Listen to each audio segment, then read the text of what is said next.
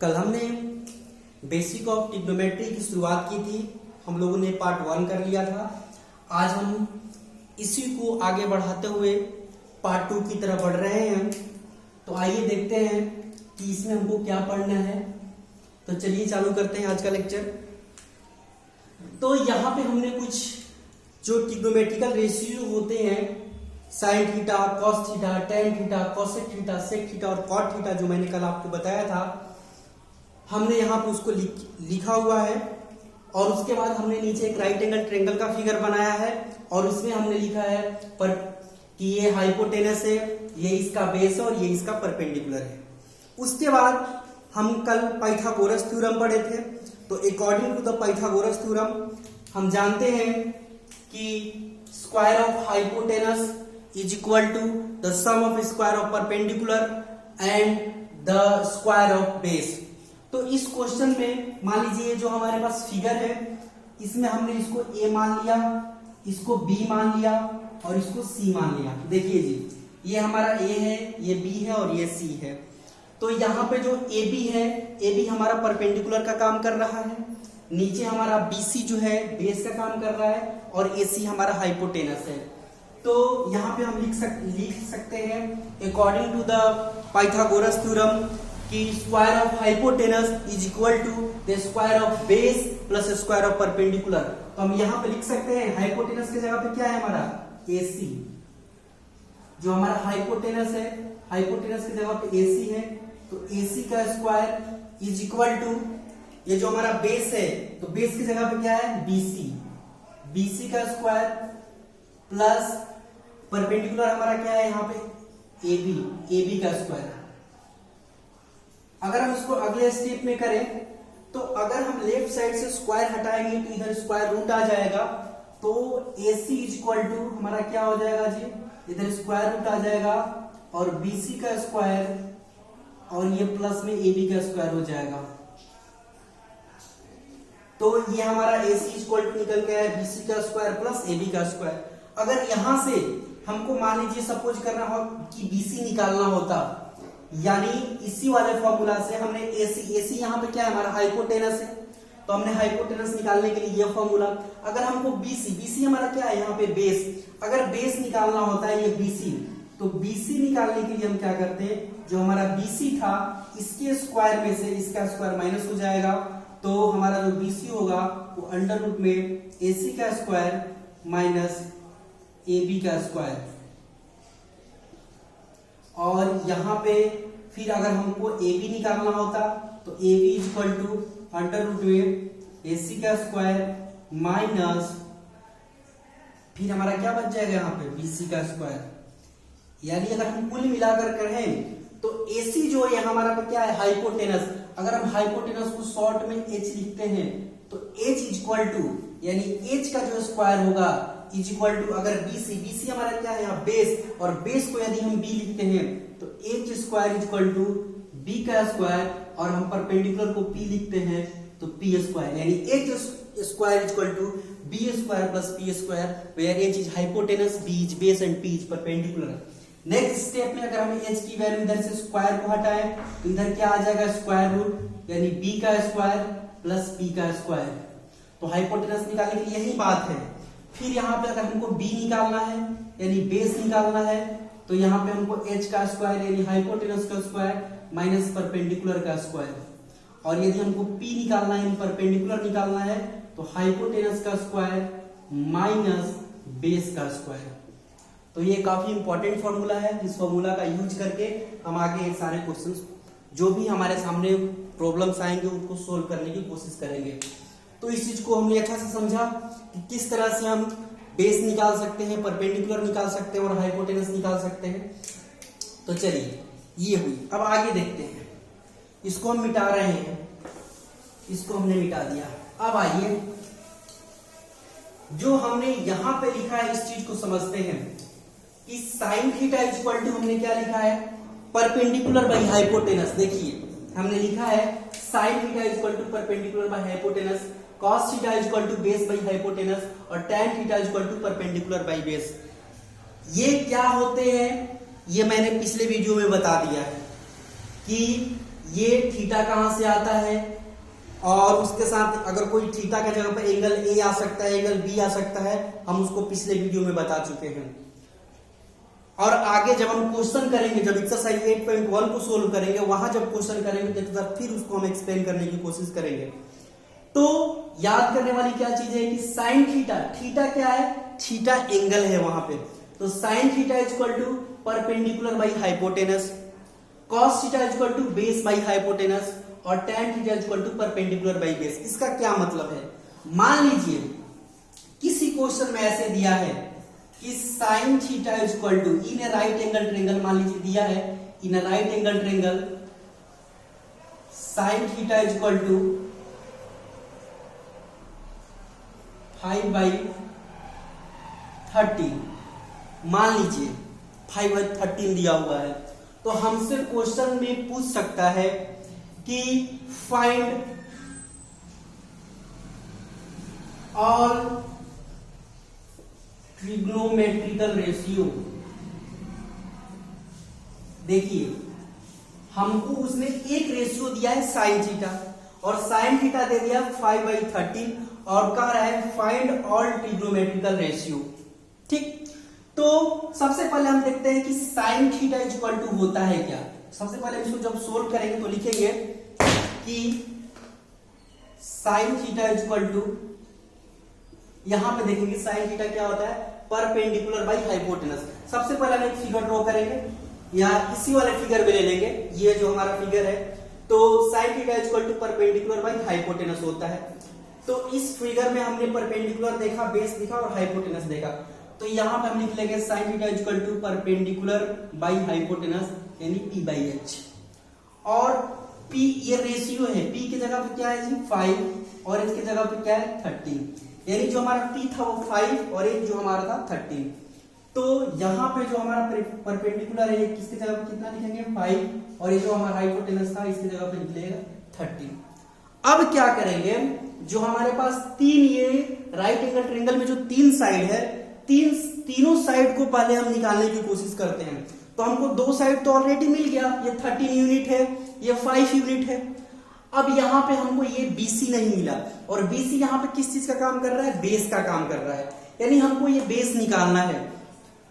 तो हमको यहाँ से बेस फाइंड आउट करना है, तो हम जानते हैं बेस का जो फॉर्मूला होता है, base is equal to under root में हाइपोटेनस का स्क्वायर माइनस परपेंडिकुलर का स्क्वायर, ये होता है।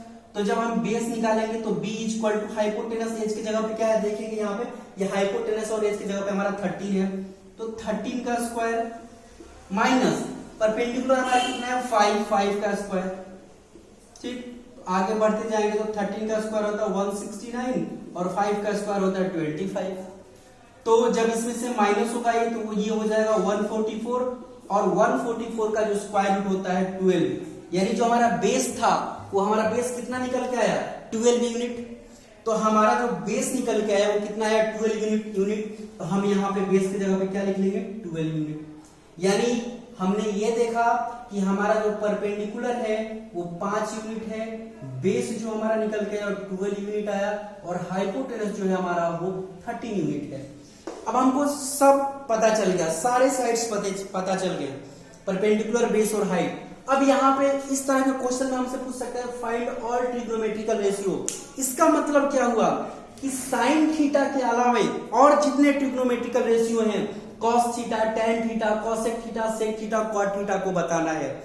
तो हम इस फॉर्मूला का यूज करेंगे, और इस फॉर्मूला के यूज के सहारे सबकी वैल्यू निकाल देंगे। जैसे नॉर्मली देखिए, मान लीजिए हमको टैन थीटा बताना है, तो टैन थीटा का फॉर्मूला क्या होता है परपेंडिकुलर बाई बेस। तो टैन थीटा का जो फॉर्मूला होता है वो होता है, यहां पर हम देखिए लिख दिया परपेंडिकुलर बाई बेस। तो यहां पे हमारा परपेंडिकुलर कितना निकल के आया 5, और बेस हमारा कितना है 12, यानी जो हमारा टैन थीटा था वो कितना निकल के आ जाएगा 5/12। ठीक, इसी प्रकार निकालेंगे। तो सबसे पहले इस फॉर्मूला को समझते हैं। साइन थीटा हमारा क्या है perpendicular by hypotenuse, cos theta क्या है हमारा बेस बाई हाइपोटेनस, और टैन थीटा क्या है हमारा परपेंडिकुलर बाई बेस। ध्यान रखने वाली बात है कि साइन थीटा जो परपेंडिकुलर बाई हाइपोटेनस है उसी का बिल्कुल रिवर्स जो कॉसेक थीटा है वो हाइपोटेनस बाई परपेंडिकुलर हो गया है, यानी जो वहां पर साइन थीटा में न्यूमरेटर में था वो कॉसेक थीटा में डिनोमिनेटर में चला गया है, और जो वहां पे डिनोमिनेटर में था वो न्यूमरेटर में आ गया है। तो साइन और कॉसेक एक दूसरे के बिल्कुल क्या है, रिवर्स हैं। और यहाँ पे कॉस थीटा और सेक थीटा में भी सेम वही सिचुएशन बन रहा है, और टैन और कॉट में भी वही सिचुएशन बन रहा है।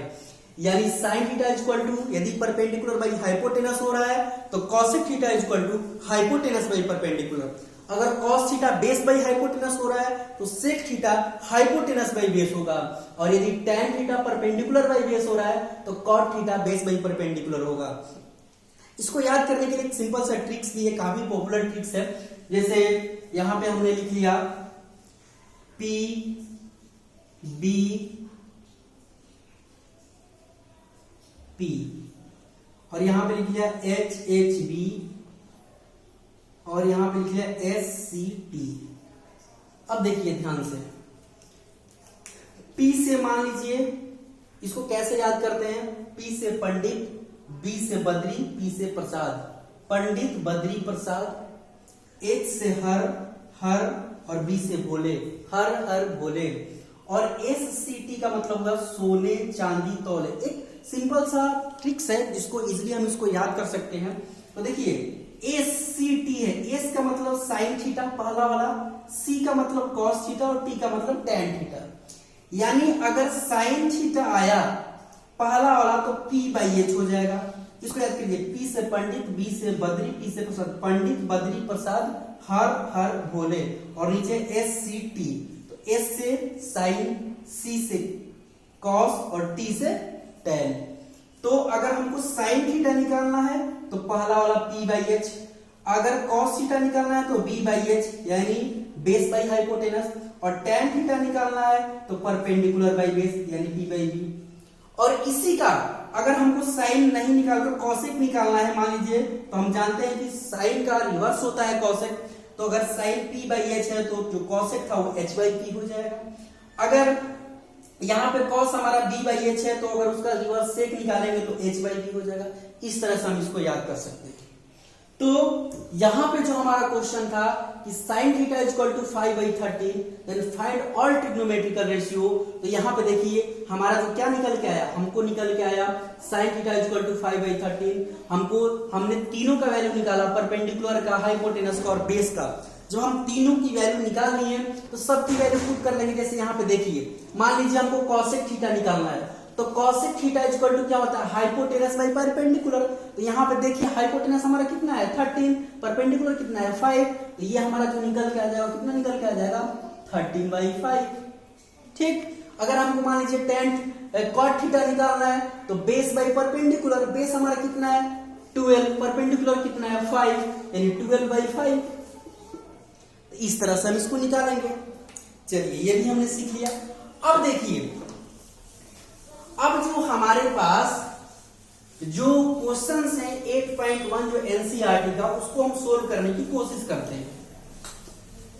एनसीईआरटी का जो हमारे पास क्वेश्चन है 8.1 उसको हम सोल्व करने की कोशिश करते हैं। हमारे पास फॉर्मूला है, फॉर्मूला को हम साथ में रखेंगे और इसको सोल्व करने की कोशिश करेंगे। तो देखिए जो फर्स्ट क्वेश्चन है 8.1 का, एक्सरसाइज क्यों नहीं चल रही, तो यहां पे एक्सरसाइज 8.1 का फर्स्ट क्वेश्चन करेंगे हम। फर्स्ट क्वेश्चन, तो फर्स्ट क्वेश्चन क्या है देख रहे हैं, in triangle ABC where angle B is right angle. एक हम ट्रायंगल बना रहे हैं, लिखा है in triangle ABC where B is a right angle.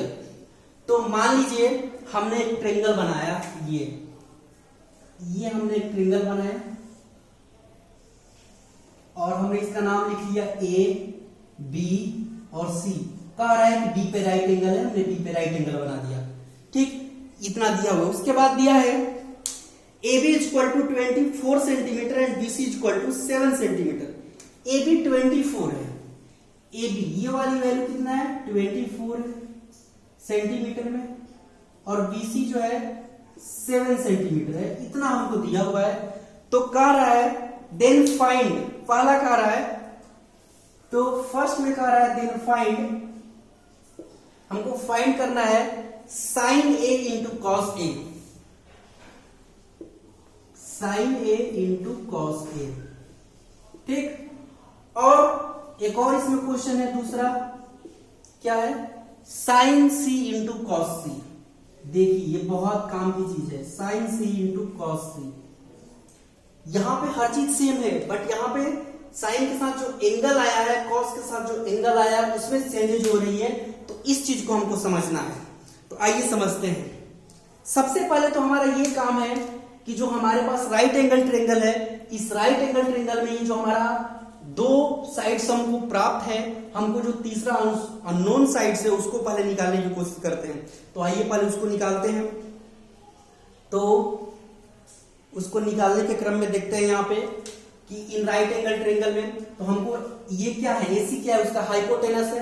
यानी हमको हाइपोटेनस नहीं पता है, हमको बेस और परपेंडिकुलर पता है। तो हाइपोटेनस निकालने का फॉर्मूला क्या होता है, तो हाइपोटेनस जब हम निकालेंगे h इक्वल टू, हमको पता है परपेंडिकुलर का स्क्वायर प्लस बेस का स्क्वायर। तो यहाँ पे हमारे पास परपेंडिकुलर कितना है, 24। ऐसे ही नॉर्मली हम इसको मान लिए कि ये हमारा, कुछ मान के चलते हैं कि हमारे लिए परपेंडिकुलर है और ये बेस है। तो 24 का स्क्वायर और ये जो हमारा हो गया जी 7 का स्क्वायर। तो 24 का जब हम स्क्वायर करेंगे तो वो आता है 576 और 7 का स्क्वायर करेंगे तो ये आएगा 49। इसको ऐड करेंगे 625 और 625 का जो स्क्वायर रूट होता है वो 25। यानी हमको ये जो हाइपोटेनस जो अननोन पार्ट था वो हमको मिल गया 25 सेंटीमीटर। अब यहां से सीखने वाली बात है जो हम पहले भी बता चुके हैं। इस वाले को ध्यान से देखिए, हमको sign A into cos A निकालना है। पहले वाले हमको निकालना है साइन ए इंटू, बीच में इंटू है, कॉस ए। देखिए जब यहां पे एंगल ए है, जब यहां पे एंगल ए है मतलब हमको ये वाला इस एंगल के रेस्पेक्ट में लेना है। और हमने बताया था कि राइट एंगल के साथ, राइट एंगल जहां पे बन रहा है उसके साथ जिस एंगल के रेस्पेक्ट में हमको ट्रिग्नोमेट्रिकल रेशियोज की वैल्यू निकालनी होती है वो बेस का काम करता है। यानी ये राइट एंगल ट्रायंगल बन रहा है और यहां पे जो एंगल लेना है इन दोनों के उभयनिष्ठ, मतलब दोनों के बीच में जो साइड्स है वो इसका बेस होगा। तो ये यहां पे क्या हो गया, इसका बेस हो गया। तो साइन ए के लिए ये बेस हो जाएगा, ठीक। और मान लीजिए अगर हम साइन सी लेते हैं, मान लीजिए ये वाला हम प्रॉब्लम लेते हैं, दूसरा वाला प्रॉब्लम जो साइन सी इंटू कॉस सी है। तो यहां पे ध्यान से देखिए, सी का मतलब ये वाला एंगल लेना है। तो ये एंगल लीजिएगा तो यहाँ पे राइट एंगल ट्रायंगल और ये एंगल, इन दोनों के बीच में जो एंगल, अब इन दोनों के द्वारा जो साइड यहाँ पे है, ये जो साइड होगा, अब यहाँ पे इसमें ये बेस का काम करेगा। जब ये बेस हो जाएगा तो ये परपेंडिकुलर हो जाएगा, और जब ये बेस हो जाएगा तो ये परपेंडिकुलर हो जाएगा, लेकिन हाइपोटेनस तो फिक्स है। तो यहाँ पे देखिए इस वाले में जब साइन ए निकाल रहे हैं तो ए, जब साइन ए निकालेंगे तो ये हमारा बेस का काम करेगा, क्योंकि राइट एंगल हमने बता दिया था कि राइट एंगल और जो एंगल के रिस्पेक्ट में लेंगे उन दोनों के द्वारा जो साइड होगा वही उसका बेस होगा। तो साइन ए इक्वल टू, तो सबसे पहले हम लिखते हैं कि साइन ए जो थीटा था वो उसी की जगह पे है। तो साइन थीटा का फॉर्मूला क्या होता है, परपेंडिकुलर बाई क्या होता है। तो यहां पे हम इधर लिखेंगे कि जब हम सॉल्यूशन इसका निकालेंगे तो लिखेंगे साइन ए इक्वल टू, हम जानते हैं परपेंडिकुलर बाई हाइपोटेनस होता है। तो परपेंडिकुलर कितना है इसका, क्योंकि ए के लिए बेस का काम कर रहा है, ये परपेंडिकुलर का काम करेगा, यानी 7, और हाइपोटेनस कितना है इसका 25। जब हम इसका कॉस ए निकालेंगे तो कॉस ए क्या होता है, बेस बाई हाइपोटेनस, यानी बेस कितना है इसका, अब देखिए बेस इसका 24 और ये इसका क्या है हाइपोटेनस 25। तो sign A into cos A निकालना है हमको। तो साइन ए के जगह पे क्या है 7/25, यहाँ पे इंटू है, कॉस ए के जगह पे क्या है बेस बाई, तो 24/25 और ये मल्टीप्लाई कर देंगे, 7 4 जा 28 का 8 कैरी टू 168 और ये हो जाएगा 625। ये हमारा आंसर हो जाएगा। और वहीं साइन सी जब देखेंगे हम, तो साइन सी ये भी क्या होता है, यहाँ पे जब हम साइन निकालेंगे तो साइन सी हमारा होता है परपेंडिकुलर बाई हाइपोटेनस। तो यहाँ पे जो परपेंडिकुलर है, तो परपेंडिकुलर अब देखिए ये वाला जो जैसे ही हम लेंगे तो परपेंडिकुलर हमारा क्या हो जाएगा, ये हो जाएगा, यानी 24/25। और जब हम cos c लेंगे तो cos c हमारा क्या आ गया, b/h। तो यहाँ पे b कितना है, हमारा बेस कितना है, तो यहाँ पे हमने क्या लिया, c लिया है, तो ये बेस का काम कर रहा है, यानी 7/25। तो यहाँ पे जब दोनों का मल्टीप्लाई करेंगे हम sin c into cos c, यानी 24/25 मल्टीप्लाई बाई 7/25। यहां भी हमारा क्या निकल गया, 168 डिवाइडेड बाई 625। बट रेशियोज के चलते, एंगल के चलते एक डिफरेंस हो सकते हैं। तो हम दूसरे क्वेश्चन की तरफ बढ़ते हैं। दूसरा क्वेश्चन है, in figure 8.13 find the value of tan p minus cot r। अब देखिए एक फिगर दिया हुआ है हमको, और यह फिगर इस प्रकार है, p q r है, यहां पे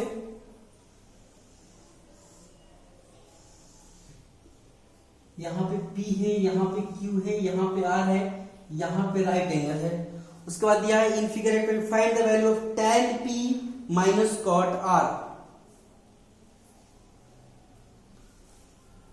tan p minus cot r, ठीक है। तो इस क्वेश्चन को मैं यह समझाता हूं, आप करने का प्रयास करिएगा। तो tan p, मान लीजिए यहाँ पे हमें वैल्यू लिखना भूल गए हैं कि इसकी वैल्यू कितना दिया हुआ है। मान लीजिए हम कुछ मान लेते हैं कि यहाँ पे 4 दिया है, यहाँ पे 5 दिया है नॉर्मली। तो सबसे पहले हम इसको निकालेंगे, इसको निकाल लेंगे हम। जैसे ही हमको ये निकल जाएगा तो हमको तीनों साइड्स पता हो जाएगा।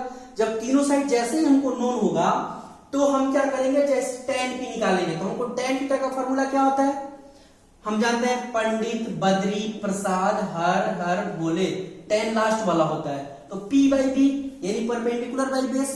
तो अब देखिए परपेंडिकुलर बाई बेस p के लिए, तो p ये होगा कि ये बेस का काम करेगा, ये परपेंडिकुलर का काम करेगा, तो ये 5/4।